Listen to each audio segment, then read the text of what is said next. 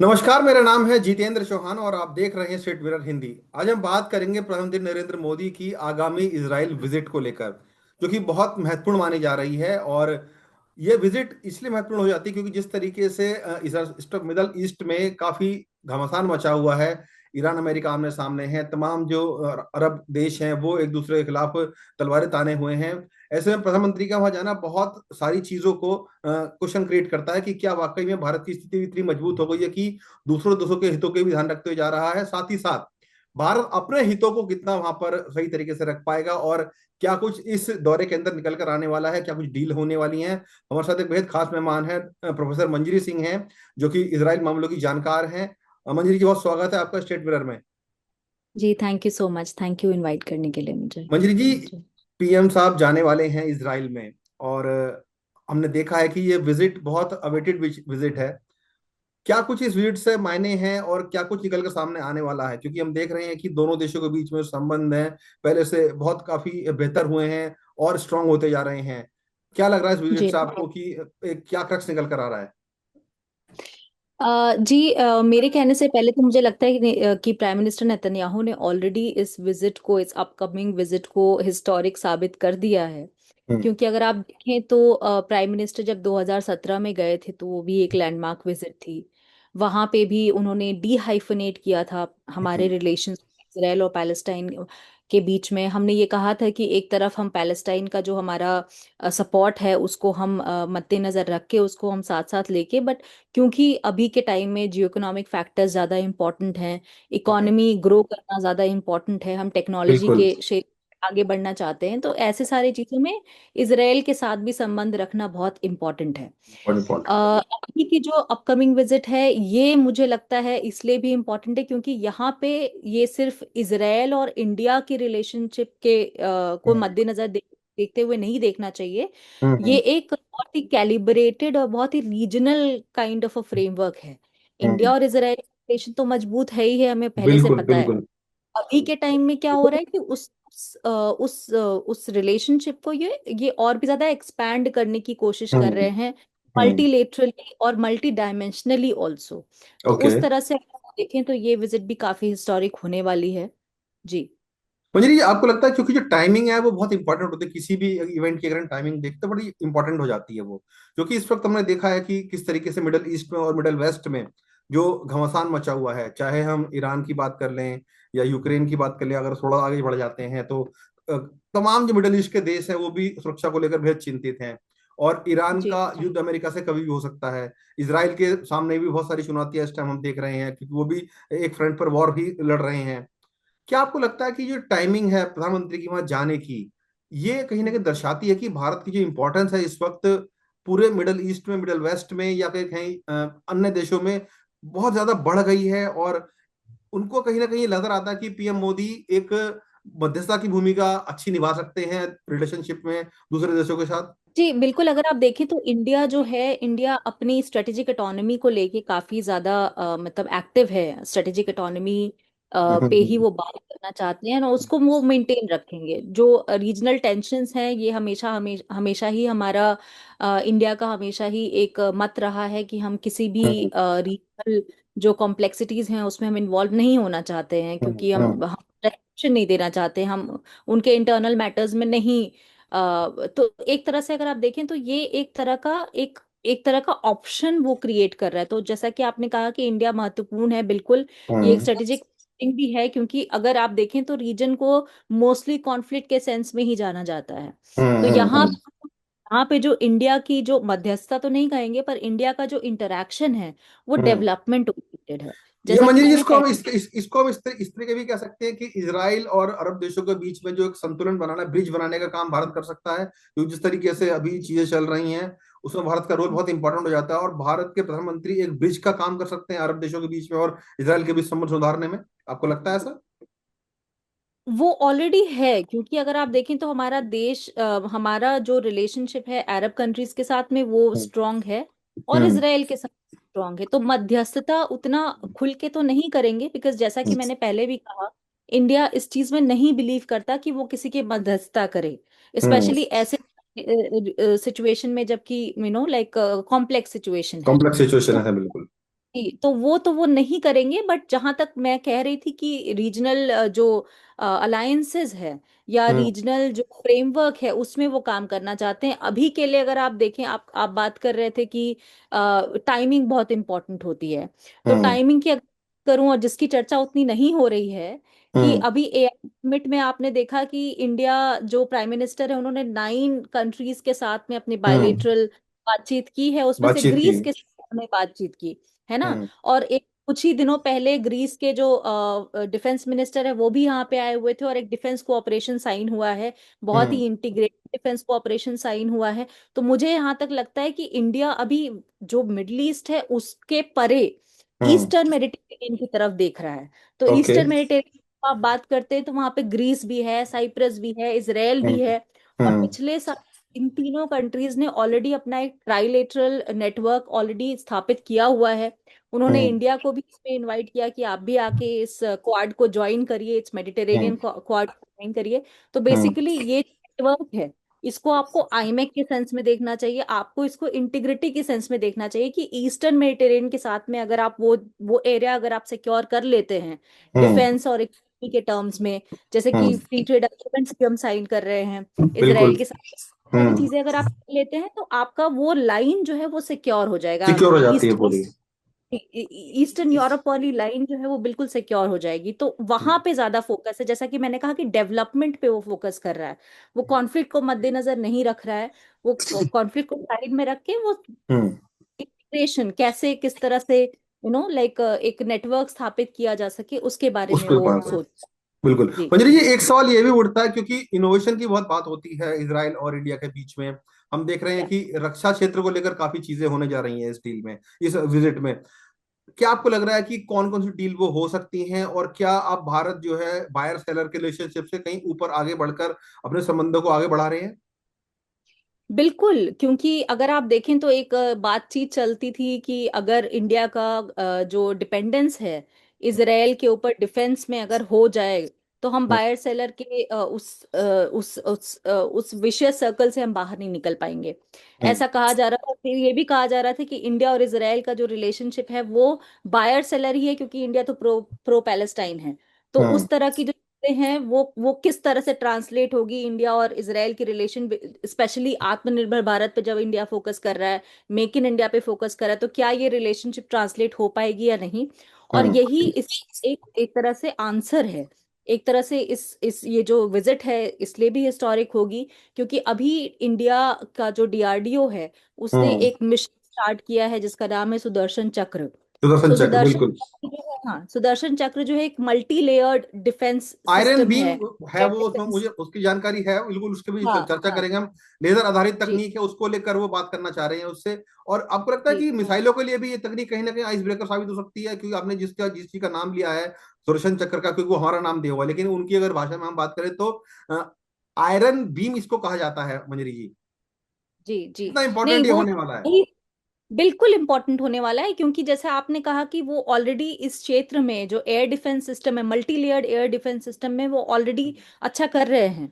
उनका अगर आप देखें तो एंटी बैलिस्टिक मिसाइल्स भी है उनके पास में, एयर डिफेंस सिस्टम काफी मल्टी लेयर्ड है। तो मल्टी उस लेयर्ड है। सेंस में अगर इंडिया और इसराइल काम करते हैं इस चीज में, हम्म। इस डायरेक्शन में, तो वो हम्म। इंडिया को हेल्प करेगा। बिकॉज अगर आप देखें तो एआई इनेबल्ड होगा ये सिस्टम, एआई हम्म। इनेबल्ड होना चाहिए, टेक्नोलॉजी का काफी इसमें बिल्कुल इसमें बिल्कुल।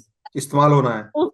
जी, उस तरह से अगर आप देखें तो इसराइल एक बहुत ही अहम देश है जिसके साथ में इस तरह की चीजों को को डेवलप किया जा सकता है। तो अगर ऐसा करते हैं तो वो आगे चल के तो दोनों देशों के लिए काफी अच्छा साबित होगा। और एक तरह से पार्टनरशिप के सेंस में इसको देखना चाहिए, not hmm. As a buyer seller. तो हम वो ऑलरेडी प्रोसीड कर चुके हैं कर उस चुके हैं उसको। जी जी उस चैप्टर को कहीं ना कहीं हम आगे बढ़ा चुके हैं। मंजरी जी, जी एक सवाल ये भी उठता है कि क्योंकि बहुत बड़ा इसमें ऐतिहासिक दिन ये भी होने वाला है, क्योंकि प्रधानमंत्री नरेंद्र मोदी नेसेट को संबोधित करेंगे वहां जाकर, और उनका जो सम्मान है वो भी किया जाना है। आपको लगता है कि ये बड़ी अचीवमेंट है पीएम के लिए, खुद के लिए पर्सनली देखा जाए तो भारत के रणनीतिक जो साझेदारी बन रही है उसमें एक ये बहुत बड़ा कदम माना जा रहा है नेसेट को संबोधित करना, क्योंकि पहले वो प्रधानमंत्री बनेंगे भारत के जब वो नेसेट को संबोधित संबोधित करेंगे? बिल्कुल क्योंकि अगर आप देखें तो ये हेड ऑफ स्टेट के लिए ये होता है, लाइक पहले जो हमारे जो पूर्व राष्ट्रपति थे प्रणब मुखर्जी, उन्होंने कैनेसेट को संबोधित किया था। तो उस हम्म। तरह से ये एक बहुत ही बड़ा एक तरह से कह ले बड़ी उपाधि है, उनको बहुत हम्म। अच्छे से देखा जा रहा है। तो इसका मतलब, और आप ये भी देखिए कि किस तरह की हलचल है इसराइल में इस हम्म। विजिट को लेके। तो ये सारी बातें दर्शाती हैं कि इंडिया का जो वहाँ पे जो इंडिया का जो वैल्यू है वो रेपुटेशन बहुत ज्यादा बढ़ी हुई है। वैल्यू है वो बढ़ गई है बहुत ज्यादा, स्पेशली स्पेशली वॉर के टाइम पे, स्पेशली बाकी सारे जो हमारा कॉन्वर्जेशन, हमारा इंटरेक्शन हो रहा है कई सारे एरियाज में, उन सब जी। की वजह से हमारा जो ये इंटरेक्शन है वो काफी ज्यादा। तो अब ऑब्वियसली कैनेसेट का जो हम्म। संबोधित करना है वो काफी इंपॉर्टेंट बताया जा रहा है। दूसरी चीज जो बहुत इंपॉर्टेंट बताई जा रही है, जहां पे मुझे लगता है कि इंडिया थोड़ा सा कॉशियस होगा, हम्म। जो कि प्रधानमंत्री नेतन्याहू कह रहे हैं कि वो हेक्सागन ऑफ अलायंसेस जो बना रहे हैं हम्म। उसमें वो इंडिया को चाहते हैं कि वो उसमें ज्वाइन करे। तो हम्म। मुझे ऐसा लगता है क्योंकि उन्होंने बहुत प्रोनाउंसली बोल दिया है, बहुत प्रोनाउंस्ड कर दिया है उन्होंने कि कर ये दिया है। एंटी शिया और एंटी न्यू सुन्नी एक्सट्रीमिस्ट के अगेंस्ट होगा। अलायंस, हाँ। तो मुझे लगता है कि उसमें मतलब जब तक इसको अच्छे से डिफाइन नहीं करेंगे, जब तक उसमें हम्म। नॉन स्टेट को नहीं ले आएंगे, तब तक इंडिया मुझे लगता है कि थोड़ा कॉशियस होगा इस हेक्सागन ऑफ अलायंस को ज्वाइन करने के लिए।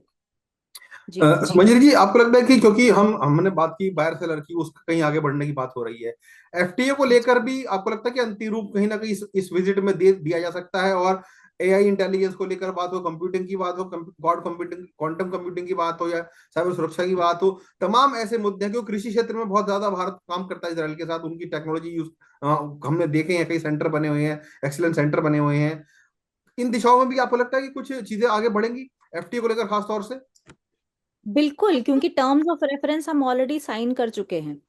तो अब उसको सिर्फ आगे ही बढ़ाना है। फ्री ट्रेड अग्रीमेंट, जैसा कि मैं पहले भी कह रही थी कि फ्री ट्रेड अग्रीमेंट सिर्फ इंडिया और इसराइल का, अगर आप देखें ट्रेड तो उतना ज्यादा नहीं है, नहीं है, हाँ। लेकिन फ्री ट्रेड अग्रीमेंट इसलिए भी चाहिए क्योंकि आपको ट्रेड को उससे आगे बढ़ाना है, ईस्टर्न बिल्कुल, एक मेडिटेरेनियन। पहला कदम हो जाएगा अगर टीटी साइन हो जाती है, तो कहीं ना कहीं एक एक माइलस्टोन जी। सेट हो जाएगा कि आगे चल के हमें भविष्य में एब्सोल्युटली, ट्रेड करना है उस चीज को। Absolutely, absolutely. तो वो एक चीज, एक दिशा हमने ऑलरेडी निर्धारित कर रखी है। दूसरी चीज जो है सेमीकंडक्टर्स हुए या फिर हम्म। क्वांटम कंप्यूटिंग हुआ, इन सारे एरियाज में भी वो बातचीत कर रहे हैं। इंडस्ट्रीज जो हैं वो काफी इंटरेस्टेड हैं हम्म। एक दूसरे में इन्वेस्ट करने के लिए, चाहे वो इजरायली इंडस्ट्री इंडिया में हो, चाहे वो इंडियन इंडस्ट्री इसराइल में हो।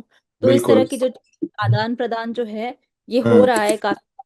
तो मुझे हम्म। लगता है कि प्राइवेट सेक्टर का भी काफी अच्छा खासा रोल रहेगा इसमें। और हम्म। मुझे लगता है कि इस सेक्टर में भी, फाइनेंस और लाइक बिजनेस सेक्टर में भी काफी अच्छी पहल होगी, अच्छे अग्रीमेंट साइन होंगे। हम्म। एजुकेशन के क्षेत्र में भी होना चाहिए, बिकॉज मुझे लगता है कि वो एक एरिया है जो थोड़ा सा अगर इंडिया इसराइल का देखें तो उतना अच्छा नहीं कर रहा है, स्पेशली बिकॉज बहुत सारे कंसर्न्स हैं उसके। हमारे जो हम्म। फ्रेमवर्क है, जो कोर्स फ्रेमवर्क है वो मैच नहीं करता। उसके बाद से थोड़ा सा कॉन्फ्लिक्ट प्रोन एरिया है, तो लोग थोड़ा सा डरते भी हैं। और हम्म। ऊपर से ना जो यूनिवर्सिटीज हैं उनका इंटरेक्शन नहीं हुआ। तो एजुकेशन मुझे लगता है कि एक क्षेत्र है जहाँ पे काम किया जा सकता है। हेल्थ सेक्टर है जहाँ पे काम किया जा सकता है। तो ये सारे नए नीश एरियाज हैं जिसपे मुझे लगता है कि बाकी सारा तो है ही बातचीत है आगे बढ़ेगी। टेक्नोलॉजी। जी मंजरी, जी एक जी। सवाल मेरा आपसे इंडिया और चाइना को लेकर है, इंडिया चाइना और पाकिस्तान को लेकर है। क्योंकि हम सब जानते हैं इजराइल हमारा बहुत करीबी मित्र है, और हम जिस तरह के हालात अभी बन रहे हैं या बने हुए हैं, चाहे पाकिस्तान से संबंधों की बात कर ले, सब जानते हैं किस तरह के संबंध है। बिल्कुल किसी तरह की भारत के कोई संबंध नहीं है उनके साथ। चाइना के साथ ठीक है, धीरे धीरे दोबारा से पटरी पर आने का प्रयास हो रहा है। इन इस विजिट का, पीएम के मोदी की विजिट का इन देशों पर क्या इफेक्ट पड़ने वाला है आपके नजरिए से? देखो, क्योंकि आप लगातार ऐसा करती रहती हैं चीजों को कि इसराइल को लेकर और भारत को लेकर, खासतौर से भारत इसराइल के संबंधों का प्रभाव पाकिस्तान पे किस तरह पड़ेगा, चाइना पे किस तरह पड़ेगा? चाइना का इन्वेस्टमेंट ऑलरेडी, चाइना जो इन कंट्रीज को यूजुअली वो एज अ ट्रांजैक्शनल रिलेशनशिप ही देखता है, उतना ज्यादा उसका भी प्रेस्क्रिप्टिव या इंटरवेंशनिस्ट हम्म। पॉलिसी नहीं रही। तो हम्म। उतना चाइना का तो नहीं रहेगा क्योंकि वो बिजनेस ओरिएंटेड है, बिजनेस उनको मिलता रहेगा अगर वो हम्म। चाहेंगे। तो उस तरह का, और प्लस वो इन्वेस्टमेंट अगर करते रहेंगे तो वो होता रहेगा। हम्म। पाकिस्तान की जहाँ बात होती है, पाकिस्तान का तो काम ही है मतलब हल्ला करना, और ऊपर से टर्की है वहां पे। क्योंकि हम्म। तो एक तरफ ये भी आप देखें ना कि ये जो हम अलायंस की बात कर रहे हैं, अलायंस नहीं भी कहा जाएगा, इस नेटवर्क की जो हम बात कर रहे हैं, जो हम्म। साइप्रस, ग्रीस और इसराइल के बीच में और इंडिया को ज्वाइन हम्म। करने की बात कर रहे हैं, इसमें जो कॉमन थ्रेट है वो हम्म। कॉमन थ्रेट टर्की ही है। और टर्की और पाकिस्तान हमें पता है कि वो काफी क्लोजली काम करते हैं। तो एक तरह से आप जो पाकिस्तान का जो एक्सटर्नल फंडिंग है या एक्सटर्नल सपोर्ट है उसको हम्म। आप रोकने की कोशिश कर रहे हैं, तो ऑब्वियसली पाकिस्तान को प्रॉब्लम होएगी ही उसकी वजह से। तो अगर वो भारत शामिल होता है उसमें तब। बिल्कुल बिल्कुल बिल्कुल। और भारत शामिल होगा, अगर अगर फॉर्मली ना हो तो भी इनफॉर्मली तो होगा ही। इनफॉर्मली होगा। इसलिए नहीं क्योंकि टर्की के अगेंस्ट है, बट इसलिए क्योंकि वो एक इकोनॉमिकली वायबल ऑप्शन है, डिफेंस हम्म। के मामले में वायबल ऑप्शन है। क्योंकि अगर आप देखें तो इन सारे कंट्रीज का अगर डिफेंस इंडस्ट्रियल कॉम्प्लेक्स एक साथ काम करता है तो वो हम्म। इंडिया के आत्मनिर्भर भारत को, उसका जो मेक इन इंडिया इनिशिएटिव है उसको और प्रोलिफरेट करेगा, उसको और हम्म। अच्छा बनाएगा। तो उसके लिए तो वो काम करेंगे ही, इकोनॉमिक पर्सपेक्टिव से अगर देखें तो। लेकिन अगर जी देखा जाए संबंधों की बात करें तो इसराइल के संबंध भारत से बहुत घनिष्ठ है, सब जानते हैं। जी पाकिस्तान कहीं ना कहीं दूर दूर तक उनके पास भटकता नहीं है, क्योंकि सब जानते हैं कि किस तरह की स्थिति है। भारत जी को इसमें कहीं ना कहीं बहुत फायदा होने वाला है, हम देखते हैं, क्योंकि जो टेक्नोलॉजी भारत आएगी तो कहीं ना कहीं पाकिस्तान को जरूर इसमें चक्कर आने वाले हैं। जिस तरह की टेक्नोलॉजी बिल्कुल। इसराइल यूज करता है, भारत के अगर आती है तो कहीं ना कहीं सुरक्षा भारत की मजबूत होगी और पाकिस्तान के लिए कहीं ना कहीं चिंता का विषय बनेगा। जी जी जी बिल्कुल। और वो भी अगर आप बात कर रहे हैं, जो हम बात कर रहे हैं कि सुदर्शन चक्र, अगर हम्म। इस तरह की चीजें 2035 तक हम बनाने की कोशिश कर रहे हैं तो कॉमन थ्रेट कौन है? या तो हम्म। चाइना हो सकता है, तो पाकिस्तान ही हो सकता है। चाइना हम्म। से हमने एक ही वॉर किया 1962 में, उसके बाद से बिल्कुल। हमारी जो स्ट्रेटेजिक हेजिंग चल रही है उनके साथ में, हम्म। बिकॉज हम्म। दोनों कंट्रीज को पता है कि दोनों इंपॉर्टेंट है एक दूसरे के लिए। तो इमीडिएट थ्रेट जो है वो पाकिस्तान ही है, और पाकिस्तान के सब कन्वेंशनल जो थ्रेट्स और हमें शायद मिलते उसी का रहते इलाज करने के लिए सुदर्शन चक्र भारत लेके भी हैं। आ रहा है। जी जी जी बिल्कुल बिल्कुल बिल्कुल। धन्यवाद मंजरी, बहुत बहुत शुक्रिया आपका बात करने के लिए हमसे, पूरी इस विजिट को लेकर जानकारी देने के लिए कि क्या कुछ रहने वाला है। ये प्रोफेसर मंजरी थी जो बता रही थी कि प्रधानमंत्री नरेंद्र मोदी और नेतन्याहू की जो मुलाकात होगी और जो प्रधानमंत्री नेसेट को संबोधित करेंगे, भारत के लिए बड़े गर्व की बात होगी, क्योंकि पहले प्रधानमंत्री बनने वाले हैं वो नेसेट को संबोधित करने वाले। साथ ही साथ बहुत सारी ऐसी डील्स होने वाली हैं जो भारत के लिए बहुत फेवरेबल रहेंगी, साथ ही साथ इसराइल के लिए भी बहुत फेवरेबल रहेंगी, क्योंकि उनको भी इन्वेस्टमेंट चाहिए भारत की तरफ से। और जो वायर सेलर का जो कहीं ना कहीं रिश्ता था वो उससे कहीं ज्यादा आगे बढ़ने वाला है, और भविष्य में इन दोनों की दोस्ती भारत और इसराइल की पाकिस्तान के लिए भारी पड़ने वाली है, चाइना के लिए भारी पड़ने वाली है, साथ ही साथ अन्य अरब देशों को भी कहीं ना कहीं ये लगता है कि भारत एक अच्छा रणनीतिक पार्टनर बन सकता है इन सबके बीच में। शुक्रिया मंजरी जी, बहुत बहुत बात करने के लिए। जी, शुक्रिया, thank you so thank much. You.